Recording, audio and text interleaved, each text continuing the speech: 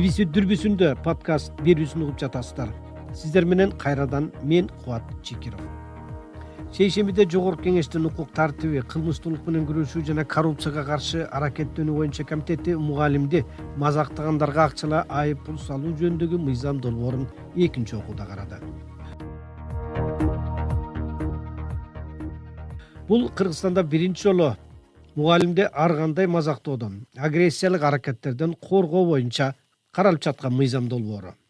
Анда мугалимдерге орой мамиле жасап, шылдыңдагандарга акчалай айыптар, эгер мыйзам бузуу кайталанса 3 суткадан 5 суткага чейин камакка алуу каралган. Аны сунуштаган депутаттардын жүйөсүндө мектепте мугалимдерге орой адепсиз окуучулар эле эмес, алардын ата-энелеринен дагы коргонууга туура келип жатат. Натыйжада мугалимдердин өз кесибинен көңүлү калып, мектептен кеткен учурлар болууда. Мыйзам долбоорунун демилгечилеринин бири Жогорку Кеңештин депутаты Мирлан Самыйкожо. Бул жерде мыйзамда жазылган боюнча жоопту балдар албайт. Анткени баш мыйзамдын 26-беренесинин 2-бөлүмүндө ар бир балага жоопту ата-эне деп жазылып турат. Ошонун негизинде эгерде бала мугалимге ыдык көрсөтүп, шылдыңдап, сөгүп, кол көтөргөн учурлар боло турган болсо, анын ата-энеси, эгерде ата-энеси чет жакка кетип, баласы кимдир бирөөнүн колунда жоопту кимде болсо, ошол адам жооп берет. Бирок айрым бай адамдардын балдары акчага чалчактаган азыркы заманда айып пул салуу менен мугалимдерге агрессияны токтотууга болобу деген суроо болууда. Жогорку Кеңештин депутаты Жамгыр Чейбемил маселени ушул өңүттөн коюп жатат. Бул акчасы бардын баласы барып мугалимдерге чек келтирүүсү болот экен да. Сөгүп койду, барып туруп кассага 2 сом төлөп койду. Бул деген эмнени билдирет? Бул деген бул акчалуу барлардын баягы оосу мурду кыйшык болсо да байдын баласы сүйлөсүн деген заманга келип атабыз да. Бул мыйзам мененчи. Бул кандай? Мен балам сөгүп койсо, барып туруп мен штраф төлөп коет экенде, ал балам эртеси дагы сөгөт да. Анткени атасы мүмкүнчүлүгү бар. Анан Советтер Союзунан бери келе жаткан өзүбүздүн менталитетти, өзүбүздүн баарыбыз ушул жерден тарбия алганбыз да. Бул жерде биринчи кезекте андан көрөк ушу басымды билим берүү тармагына берсек, же болбосо ошол баланы сөктүрүп, ага күтүп, ошо балага айып пул салам деген максатты көздөбөстөн, журналдачы.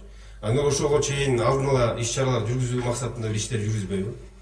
Мыйзам долбоорунун демилгечиси Мирлан Самыйкожо өз кезегинде бул бүгүнкү коомдогу зарылчылык дейт. Бирок азыркы коом, азыркы балдар, азыркы жаштар башкача. Мугалимди биз аябай сыйлачубуз, урматтачубуз, азыр дагы сыйлайбыз. Мисалы мугалимдерибиз астыбыздан чыкса, чуркап барып учурашабыз.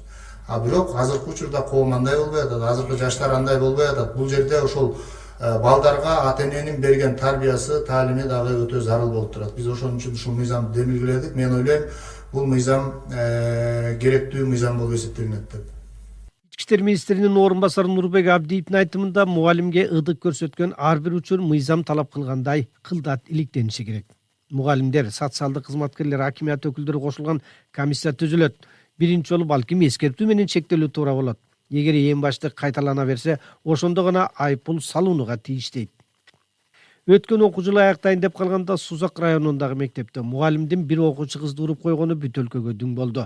Билим берүү жана илим министрлиги комиссия түзүп текшерди. Мугалимди мектеп кетирип жиберип, кайра эскертип берип, ишке алганы кийин белгилүү болду.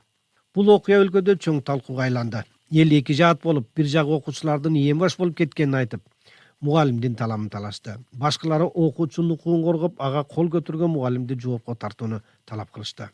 Андан 2 ай мурда ушуга эле окшош окуя Бишкектин жанындагы Лебединовка мектеп гимназиясында болгон эле. Гимназиянын мугалими окуучуларды тартипке чакырган аракети үчүн аны кысымга ала башташканда чыдабай мектептен кетип калган. Ошондон 1 айдан кийин кайра ата-энелердин өздөрүнүн администрациянын өтүнүчү менен мектепке кайрылып келген эле. Жаш муулдар өзгөрүп кетишти, анан көп агрессивдүү, ата-энелери да агрессивдүү. Кичинекей проблема болсо эле ата-энелер келип мугалимдерге кысым көрсөтүп, мындай нормальный иштеп берет да. Кичинекей проблема болсо эле кысымга алынып атабыз. Деген эле тарых мугалими Жылдыз Садырбаева. Лебединовкадагы мугалимдин окуясынан кийин коомдо анын таламын талашкандар көп болду. Бул жөнүндө Жогорку Кеңештин деңгээлинде дагы маселе көтөрүлдү. коомчулуктун колдоосу Жылдызга күчтен берген экен. Ал жаңы окуу жылы башталар алдында Бишкекте директорлордун сынагына катышып, жеңип чыгып, Ала Медин 1 районундагы номер 38 мектепке директор болуп тайындалды. Кийинки учурда мектептерде окуучулар менен мугалимдердин ортосунда чыр-чатак чыккан учурларга коомчулукта орчундуу көңүл бура башташты. Балдарына болушкан ата-энелер мектепке барып сабак өткөрүүгө тоскоолдук кылып, мугалимдерди тилдеп басмырлап кысымга алган учурлар дагы болууда.